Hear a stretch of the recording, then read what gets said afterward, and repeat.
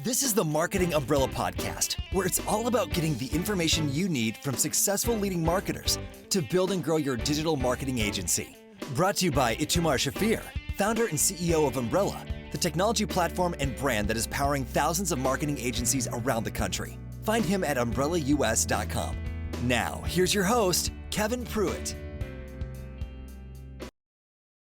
I want to welcome you to another great episode of the Marketing Umbrella Podcast. As always, this podcast was created to bring you the best and brightest in the marketing space, and today is no exception. Our guest today is the founder of Confident Live Marketing Academy and is the host of the Confident Live Marketing Podcast. He helps entrepreneurs to level up their impact, authority, and profits by using live video confidently. He's the founder of Seriously Social, a blog focused on live video and social media tools. He's an international speaker, trainer, teacher, and consultant. Don't know when the man sleeps. He has a passion for making the technobabble of live video and social media marketing easy to understand.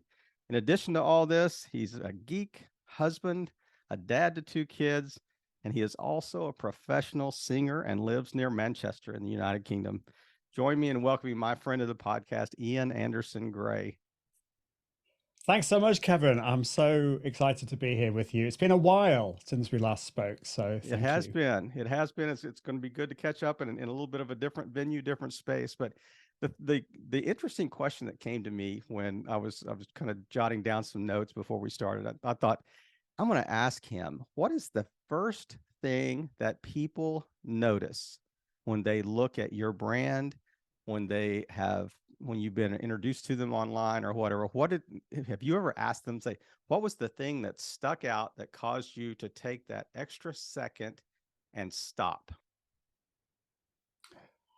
I've never been asked that question before. I think when I've spoken to people in the past, I would like to say it's my lovely personality and my great sense of humor. I would attest to that. I think often I've been thinking about this a lot recently, and I think what set me apart in the early days was the fact that I get really kind of frustrated when people make things difficult or put barriers in the way. And so some of my early blog posts were all about making things easy, like the Facebook Live article that went bananas and has had over 6.5 million page views. Back in those days, Facebook Live was really hard. And so, and I found it annoying. There were all these blog posts, and it was almost as if the content creators were gloating in how difficult this was and that they knew the answer and that the mere mortals out there didn't. And so I think I go out my way to give as much detail as possible to try and make it as easy to understand as possible. And I think that is part of my brand. I try and bring fun into it. Yep. I think personality is important. You know, I'm a big believer in personal brand. I don't really know any other way. I'm just me. I'm authentic, whatever that means these days. But I find it very difficult not to be me.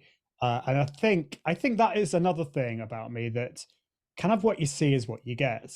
I think people, when they meet me in real life, they realize, yeah, I'm just the same person. Yeah, that's right. You're the same person I saw on LinkedIn, I saw on Facebook, I saw on Twitter, I saw on whatever social media. I think that it is interesting because I think another advantage to that is it almost pre-qualifies, people. Like they're going to love me or hate me. I mean, so we can get that out of the way really early. And that's true. And I actually have to say, I found that quite hard to begin with, because I'm going to be honest, I'm a recovering people pleaser, and I kind of want to be liked. And I think I found it hard. I think a lot of people are like this. Let's be honest about it. But actually, if you're just you and you have people that you're just not their cup of tea, that's great. Because what's the worst the worst thing is if somebody hires you, like as a consultant or a coach, and they're like a nightmare client, and it's usually because they're just not a good fit.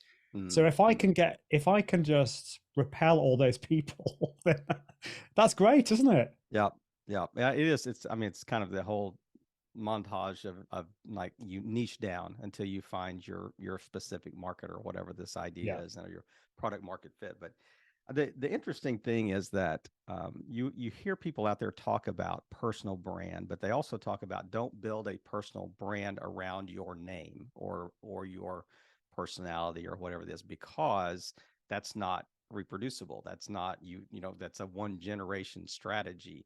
Have you thought about that as well? And how have you kind of made um, kind of formed your strategy that says, this is me, but this is bigger than me?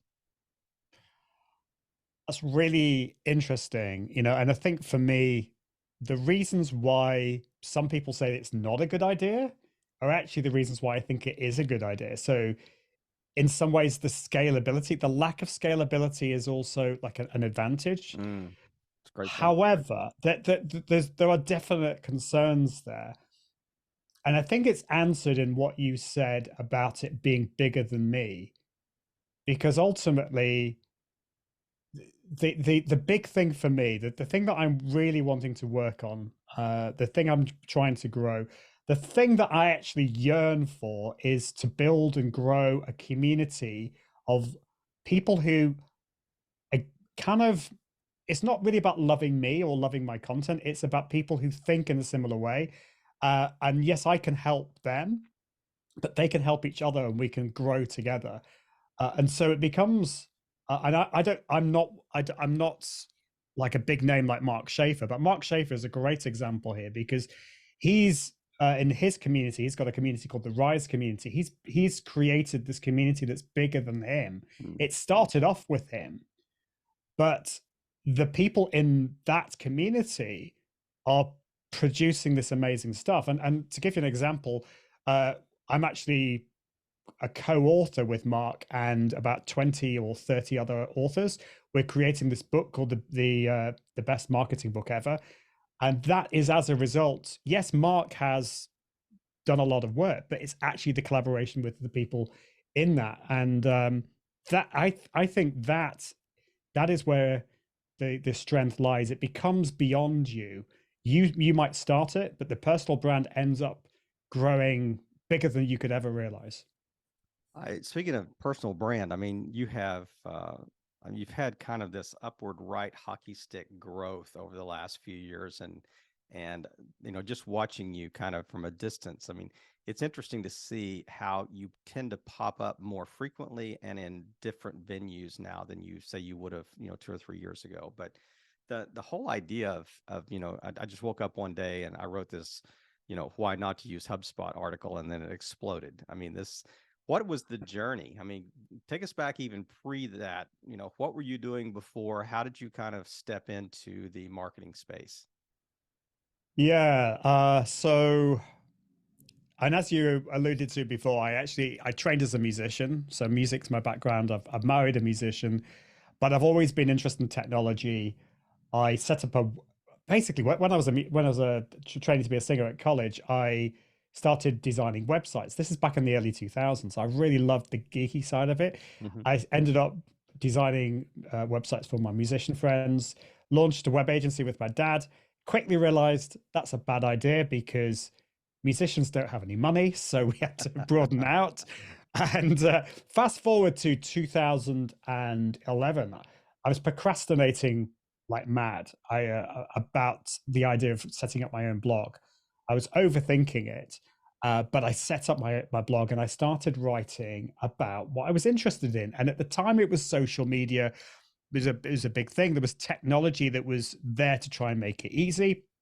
I went and played around with Hootsuite. Thought there's lots of really good things about it, but there's a lot of things that are really frustrating about it. And I saw a lot of people talking about how amazing it was. And I looked into it. And I thought these are all affiliate links, aren't they? They're just kind of saying stuff to get the clicks.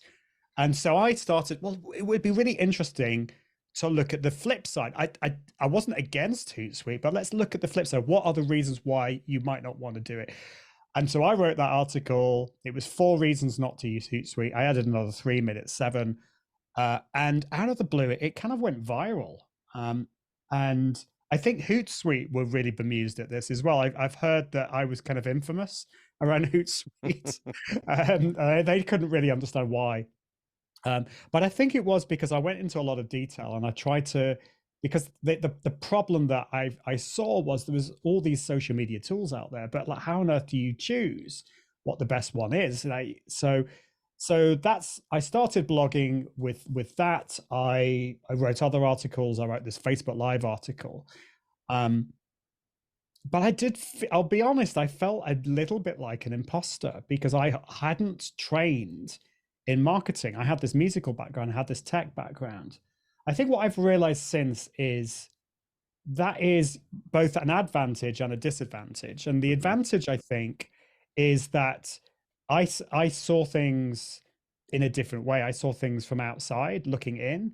And I think that's, and because I had a unique view on this and a unique perspective on this, I was able to create content that I think was really valuable to people. And because of the blogs, I ended up being asked to speak at conferences. Like the big one was Social Media Marketing World back in 2016. Yep. And it was actually at that conference when I pivoted over to live video. Facebook Live came out in 2016. I wrote this article, I launched a course, and I was actually on stage at Social Media Marketing World in front of 1,000 people with a few other speakers who were all musical, and we were all singing on stage. It was kind of a parody on networking. And I was thinking to myself, what on earth am I doing? Like, and then I thought, this is amazing. Like, I've got this singing background, I've got this performance background, I'm interested in social media, I'm speaking on marketing.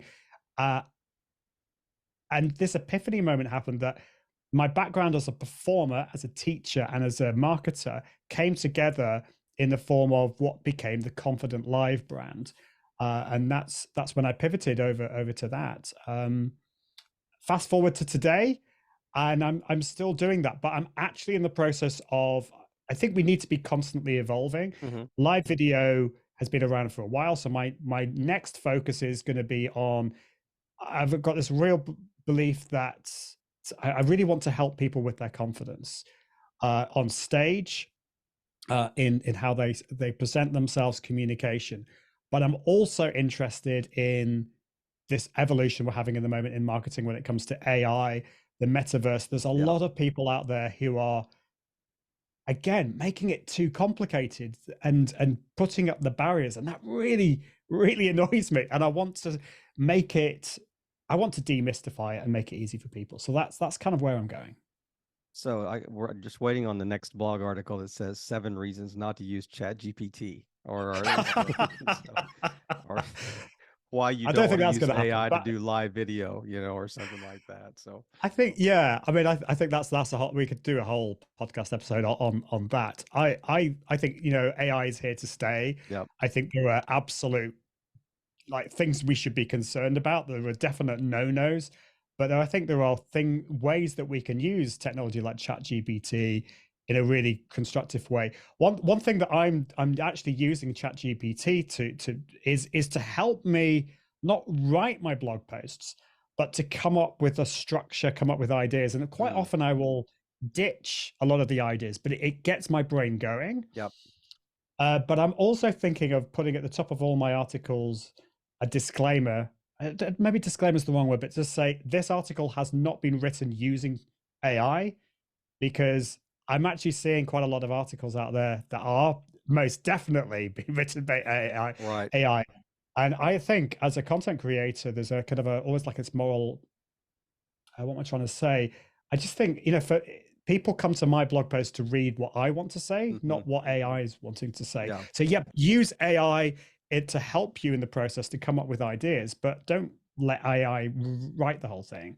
I think it's more important than just not just a disclaimer, but it's also I think it's a marketing tool that says, hey, this is the genuine article. This is not, I'm just not just not shooting these out the backside of a request through ChatGPT. I mean, this is not an assembly line, so to speak, of content generation. But I'm curious to get your take on video. Let's just talk about the video space in marketing. So I know you kind of, focused primarily in that area, but where is that headed in, where AI is concerned? Because I mean, I'm seeing some of these videos that are just remarkably close to, it's hard to tell if this is fake or this is not. This is our AI generated, I guess, is the whole idea that Yeah, the we're mouth not there. movement is so much better. It's Yeah. not foolproof by It's a any bit. means, I but it's think we're close. at the creepy stage at the moment because I got That's a what I great did word. actually. I had some fun with this. I got ChatGPT to generate some content based on me. I then used Descript. There's a tool called Descript to speak that Yep. in my voice, Mm-hmm. and then I uploaded that to this AI tool I uploaded my image, and it Mm-hmm. then made me speak those words. It was creepy. Yeah. It was weird. But I think when we get to chat, we're already on Chat GPT 4. Mm-hmm. We'll probably be having Chat GPT 5 in the relatively near future, and I think that's going to be introduce video into that. We're already getting tools with video, so it's coming. Yep. And I think this is what, I alluded to this when it came to that disclaimer on blog posts. I think this is why live video in particular is going to be even more important. I think since we've come out of this kind of couple of years of all being kind of on Zoom all the time, I think live video has had a little bit of a dip because everyone wants to go out into the real world and meet people. But I think we're going to get it more in the future because people will be really wanting to get away from the AI videos and actually see people who they in an authentic way. Mm-hmm. So I think there's going to be, yes, we'll use AI video, and I'm not against using that, but I think it only has specific use cases. So I think that's going to be really interesting, and I think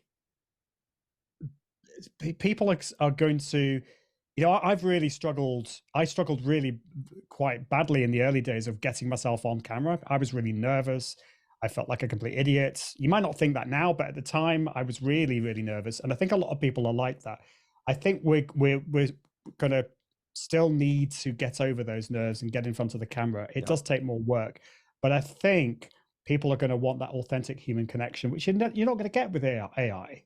Yeah. No doubt about it. And I love the way you described it. We're kind of in the creepy stage because it is, you can see it's, CG generated, and it's the whole idea of, the mouth's not moving quite right, and the eyes are maybe pointing two different directions or something like that. Well, it's what I found was it's the eyes.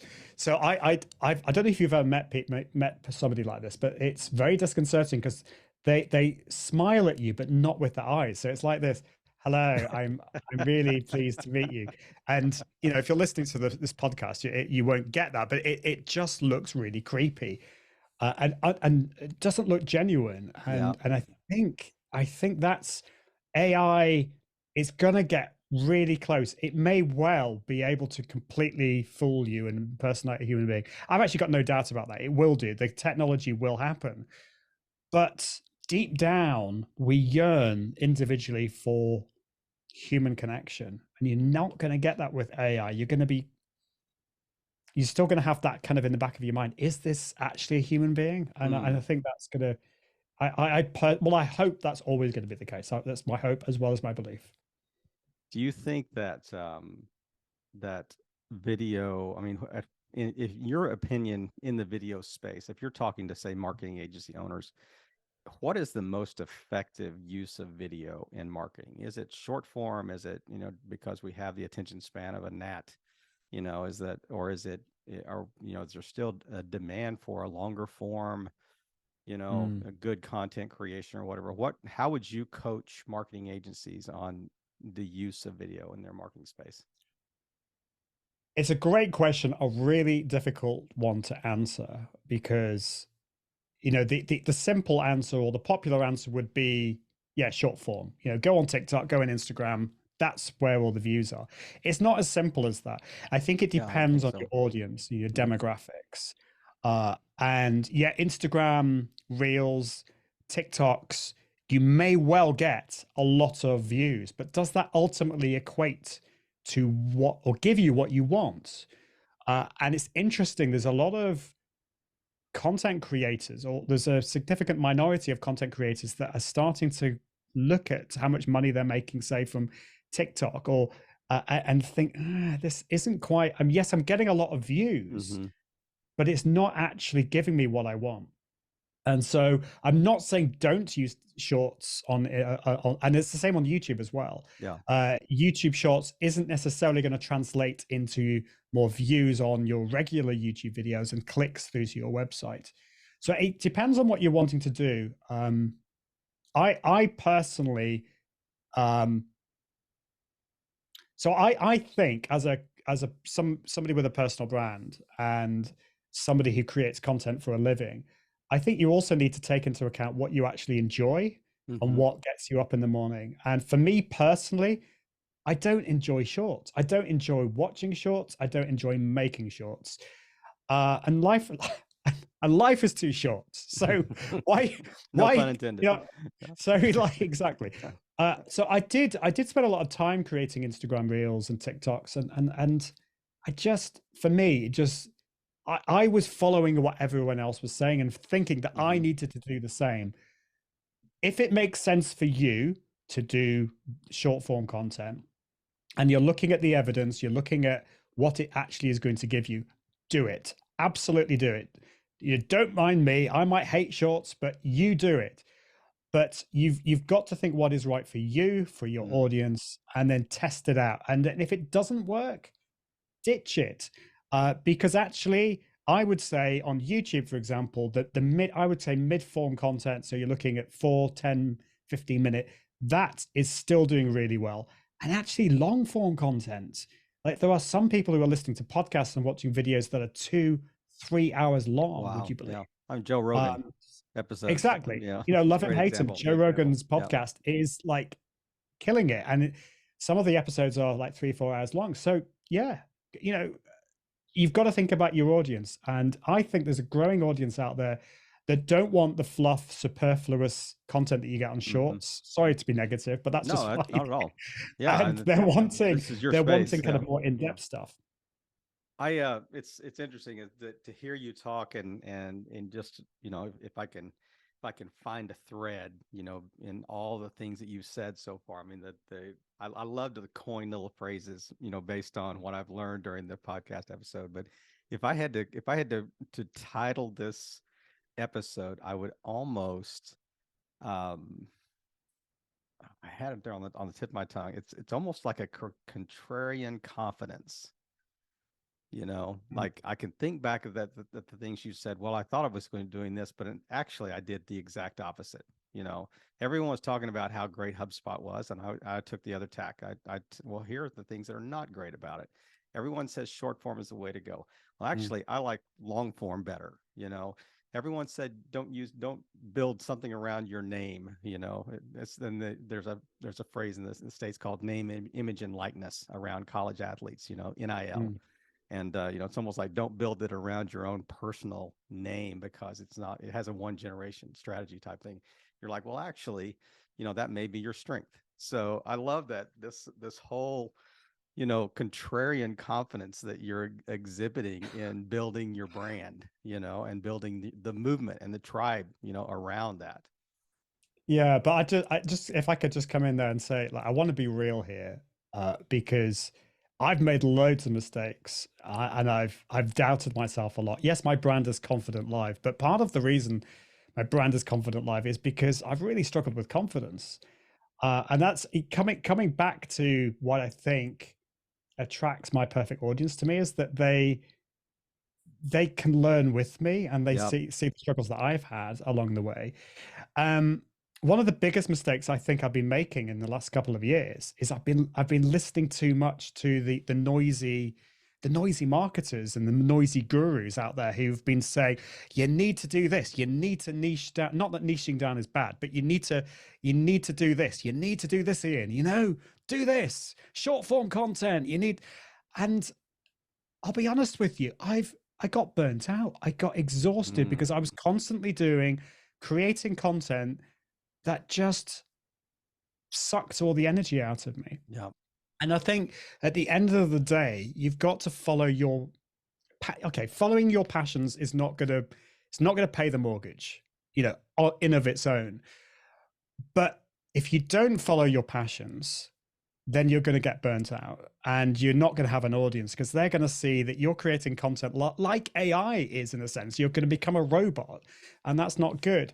So yes, you need to have a strong business plan. You do need to have a strategy, but the strategy might be that you're following your instincts, you're following your gut.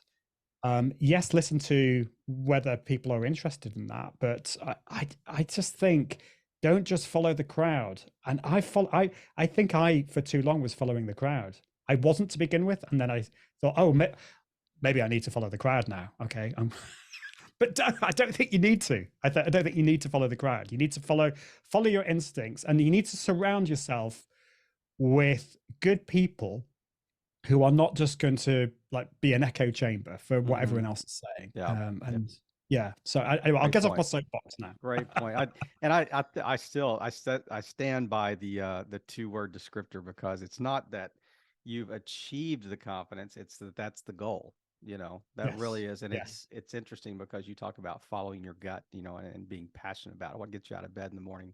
I mean, a little bit of that is the fact that by following your gut, it does lead you to that in some ways, in a contrarian direction, sometimes against what other people are saying. But I would love, I think that is such an important, there's you can build a lot around those 2 words, that it's not contrarian for the sake of being contrary, but it's contrarian in the sense of I'm trying to seek what's real, trying to find really what is real, and what is the, you talk about authenticity, in this space, but what's working, what's going to work, and what's going to work for you. But I am curious, if you're talking to agency owners, what's one thing that we haven't touched on that you think is a really important, just clear, concise message that you think that they would be really helpful to them as they're trying to lead their clients in the whole marketing space? You're going through a whole list in your mind right now. Yeah, I'm trying to think what the most important thing is. This might seem like overly simplistic or really obvious, but I just see so many businesses not doing this, or agencies not doing this, and it's just listen and know your audience. I know that sounds so obvious, but I think we can be so in our own heads that we don't see what other people. How do other people see you? And this is something that I'm thinking about at the moment. And you could have asked me this right at the start, didn't you? You said, like, how do other people see you? And it's such a good question, because and it still slightly floors me sometimes when people ask me that, because I think, oh, right, yes, other people. I'm so kind of, in a sense, obsessed with how I see myself, and I'm in the kind of detail stages of my strategy. But how does my audience see me? What are their problems? Yes, you might be there to make money. Most businesses are, but think about your audience. What is it, or your customers? What do they want, and how can you help them? How do they see your business? Do they see it in a positive light, in a negative light? Going back to Hootsuite, for example, I don't think they would have liked the fact that I wrote that 7 reasons not to use Hootsuite article. Okay, but I don't know what they did at the start, but hopefully what they did is they said, okay, this guy has written this article. Let's look. What are the criticisms that he's got? Are they valid? What do other people say about? Are other people agreeing with him? Because otherwise, we're just living in this echo chamber, and we're all congratulating ourselves on how amazing we are. So listen to your audience. Yeah, it's interesting you bring that up. A team I lead. When we get negative feedback, I mean, the thing I say is separate the messenger from the message. Ignore the messenger. What is the content of the message? Consider whatever that is. Is it valid? Do we need to change? Do we need to pivot? Do we need to adjust? Do we need to make amends? Whatever that is, do those things. If not, let the rest of it go. just the whole Yeah. idea of really understanding, I mean, taking feedback as a gift of, it is feedback. It's a response from your audience, from your Yeah. clientele, that says this is what you're doing and this is what you need to do differently. But yeah, And I reach love out the simplicity of and that. reach Let's do out that. to them. Reach out Yeah. to them as well. There's a famous book by Jay Bear, Hug Your Haters. Mhm. And I don't think Hootsuite did reach out to me years later, but what would have been really good is if they reached out to me and said, thank you so much, Ian, for writing that article. We really appreciate it. What can we do? Like, what we'd love you to come in. We'd love to fly you first class to Vancouver. That would never happen. But just I think listen to your haters, Yep. because yes, some of them will be psychopaths, and you don't want to listen to them. But Yep. some of them will actually be saying some really helpful things that you should be listening to. And as Jay Bear says in his book, you could convert them to be your biggest advocates. And that if you have an advocate who was a hater, that's powerful. Gold. That's That is really gold. powerful. Absolute gold. No doubt about it.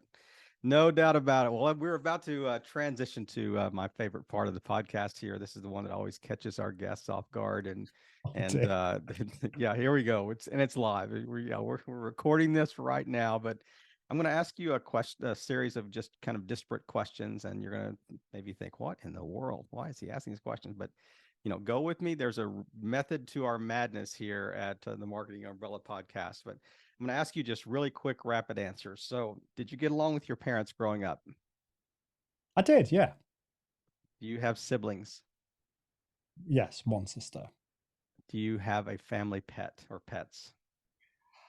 Unfortunately, not at the moment. We had some guinea pigs and they died, but we're getting some new guinea pigs very soon. I think you've answered this one earlier, but in the intro. But children? Yes, we've got 2 children. What time do you wake up in the morning? About 7 a.m. And what time do you get in bed? 11:15, 11 o'clock at night. Ideal vacation spot, money, no object. Oh my goodness. I just love travel. Anywhere outside of Manchester. Yeah, so it's our 20th wedding anniversary this year. This is not going to happen, but we have this dream of going to Mauritius this summer.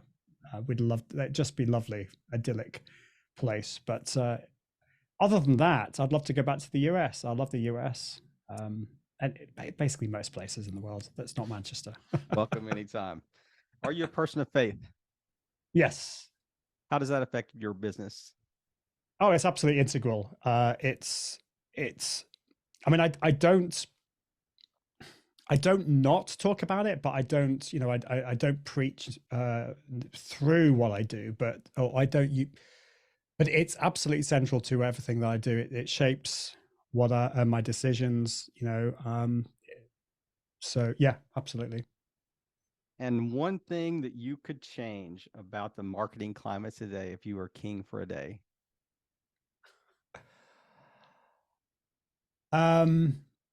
Integrity. I don't know how we'd get that, but a lot more integrity. So I was mentioning before about people just pumping out articles using AI, and there's just a lot of sleazy marketing. Well, I wouldn't say there's a huge amount, but there's too much of it. Let's put it that way. I just want more integrity. I want people to be honest. That's the way I am, or I try to be at least. So I would love more of that. And that I can attest is that we get the real deal when you deal with Ian Anderson Gray. Ian, thank you again for coming on the podcast, my friend, and just sharing your expertise and insights. Just tell people where the best place that they can learn more about you, and we're going to close it out. Thank you. Well, I'm on pretty much most of the social networks. So you just search my name, Ian Anderson Gray. My website and my podcast can be found at iag.me. And iag.me/podcast. So I'd love to connect with you. Just reach out to me. Ian, thank you again for taking time today, friend, in your busy schedule, and just have a great weekend. Let's check in soon. Definitely. Thank you for tuning in to another great episode of the Marketing Umbrella Podcast. where we provide the information you need from successful leading marketers to build and grow your digital marketing agency. To learn more, go to umbrellaus.com.